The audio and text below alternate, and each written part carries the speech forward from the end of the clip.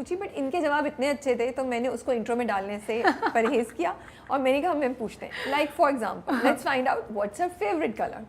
What's your favorite color? Black and white. I'm like, black and white? You mean black and white? Both, no, the black and then the white. Like, no, black अलग और white अलग. Okay. तो मैं ये ऐसी हल्की फुल्की conversation से start करते हैं.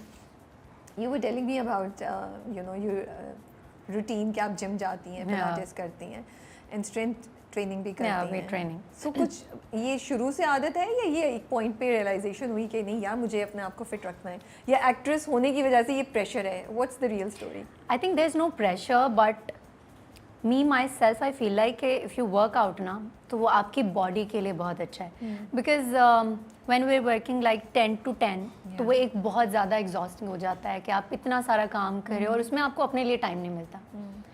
सो आपको अपनी फिटनेस का, अपनी बॉडी का ख्याल रखने के लिए आई थिंक वर्कआउट करना ज़रूरी है. जितना भी आप कर सकते हैं, नॉट जस्ट कि आप हर वक्त वेट ट्रेनिंग करें, जो भी थोड़ा बहुत स्ट्रेचिंग कर लें या जो भी है, but I think healthy lifestyle के लिए वर्कआउट करना इसको. लेकिन हमारे यहाँ अब तो जो यंगर लड़कियाँ हैं लाइक 20s में हैं या टीनेजर्स हैं, उनमें ये अवेयरनेस आ रही है. लेकिन पहले कहाँ हम लोग को आदत होती थी, या मुझे तो कभी भी आदत ही थी एक्सरसाइज करने की. लेकिन now exercise has to be part of your daily life, right? तो आप भी किसी पॉइंट पे ये स्टार्ट करो. कितना मुश्किल था उस वक्त? मैं तो रोते धोते एक्सरसाइज करती हूँ. सो व्हेन आई स्टार्टेड ना, I was I think doing my second project, और तो मेरे स्टाइलिस्ट ने मुझे कहा कि तुम वेट पुट ऑन करी हो तो तुम थोड़ा सा जिम वगैरह स्टार्ट करो. इट्स लाइक कि नहीं, मैं तो बहुत, मुझे लगता था जिम उन लोगों को नहीं करना चाहिए जो बहुत स्लिम होते हैं. अच्छा, मेरा ये एक अलग साइड थी कि नहीं, जो लोग पतले हैं वो पतला होने के लिए जिम थोड़ी करेंगे, वो तो ऑलरेडी स्लिम है. नहीं, सो जिम बेसिकली आपके लिए लाइक आपकी बॉडी के लिए, आपके मसल्स के लिए, आपकी हेल्थ के लिए, उन सब चीज़ों के लिए ज़रूरी. तो उन्होंने मुझे कहा कि तुम जिम ज्वाइन कर लो और तुम्हारा वेट पुट ऑन हो रहा है. तो मैंने कहा मैं खाना कम कर लूँगी, लेकिन मुझे एज सच कोई वो नहीं हो रहा था कि मैं. उन्होंने कहा अच्छा चलो ठीक है. फिर मैंने जब शूट से और सारी चीज़ों से गैप लिया तो आई वाज लाइक कि चलो मैं जिम ट्राई करती हूँ, क्या होता है, क्या ही हो जाएगा. फर्स्ट डे चली गई तो फिर मैंने ट्रेनर रखा, उन्होंने थोड़ा सा वर्कआउट करवाया. नेक्स्ट डे मेरी बॉडी में पेन था बहुत ज़्यादा. मैंने कहा ये तो मैं नहीं करूँगी, तो मैं भाग गई. उसके बाद after a month then time के साथ आप सीखते हो. तो मैंने उसके जितने सारे बेनिफिट्स थे और फिर मैंने लोगों को भी देखा एंड कि वर्कआउट से बेसिकली होता क्या है. इट्स नॉट जस्ट कि आप तो शुरू में जब आप स्टार्ट करते हो तो ये तो नेचुरल है कि आपकी बॉडी में पेन होगा, बट अगर आप उसको करते रहो तो आई थिंक वो एक टाइम पे आके ठीक हो जाते हैं. और आजकल तो मुझे लगता है कि हर बंदे को पता है कि वर्कआउट, स्ट्रेचिंग, पिलाटेस, ये आपकी हेल्थ के लिए कितना ज़रूरी है. अच्छा, मैं तो इंस्टाग्राम पे वो वीडियोस आ रही होती है ना, बड़ी कूल सी, इतना वेट किसी ने किया है जिम, इंस्ट्रक्टर बोला 2 more, तो वो ना आप ख्वाब में देखते कि यार एक दिन हम भी ऐसे ही कर रहे हो. इतनी ये ग्लैमरस किस्म की exercise and all that glamorous workout नहीं हो सकता. आई एम तो ऑल लाइक कि बस बाल बंधे हुए हों और बिकॉज इतना स्वेट कर रहे होते हैं आप, कहाँ से आप ये सारा ग्लैम लेकर आएंगे. बट और मुझे होता है कि बस मैं खामोशी में चुपचाप अपना वर्कआउट करूँ. ज़रूरी नहीं है मैं बहुत ज़्यादा वेट लिफ्ट कर रही हूँ, जितना मैं कर सकती हूँ. अच्छा जी, टेल मी, कोई ऐसा टाइम था ज़िंदगी में पुराना जब when you look back and that was really difficult and you thought I can't do it anymore, I can't go on? Professionally भी हो सकता है, personally भी हो सकता है, अगर आप शेयर करना चाहें तो. Professionally, personally तो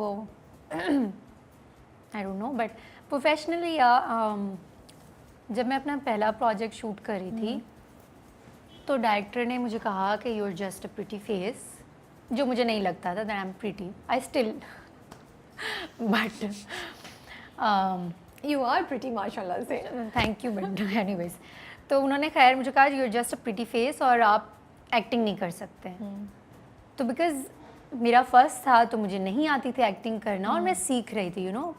कोई मैंने एक्टिंग क्लासेस नहीं लिए थे या जो भी था. आई वाज जस्ट लाइक कि चलो मैं करती रहूँगी तो मुझे आएगा ना. और मेरा कोई लीड पे था नहीं, जो भी मेरा एक एक्टर था तो मैं उस पर बड़ी मेहनत कर रही थी. तो वो मुझे उस वक्त फिर एक दफ़ा तो उन्होंने बहुत ही ज़्यादा रूड हो गए मुझसे. उस दिन घर आके मैंने बोला ये मुझसे नहीं होगा और मैं बस गिव अप कर रही हूँ.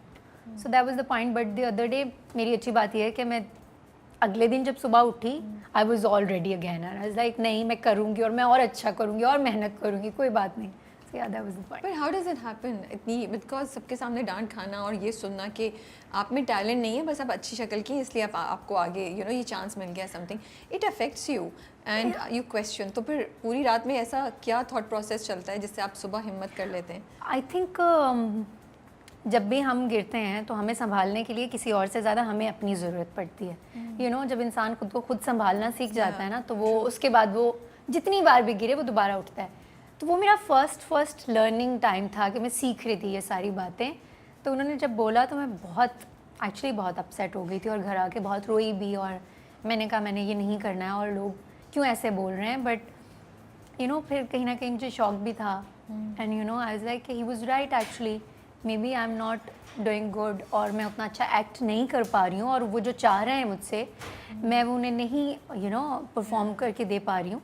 तो मे बी वो इस वजह से कह रहे हैं. बट नेक्स्ट डे मैंने सोचा कि चलो मैं अच्छा करूँगी और I make him happy at least my director, कि चलो ठीक है शी इज़ डूइंग गुड. सो वो मैंने फिर धीरे धीरे करके, उसके बाद भी मुझे डांट पड़ती रही. ऐसा नहीं कि नेक्स्ट मॉर्निंग गई और मैंने बहुत अच्छा कोई सीन, नहीं, अगले दिन भी मुझे डांट पड़ी. बट वो मैंने माइंड में बना लिया था कि इट्स ओके, मैं सीख लूँगी.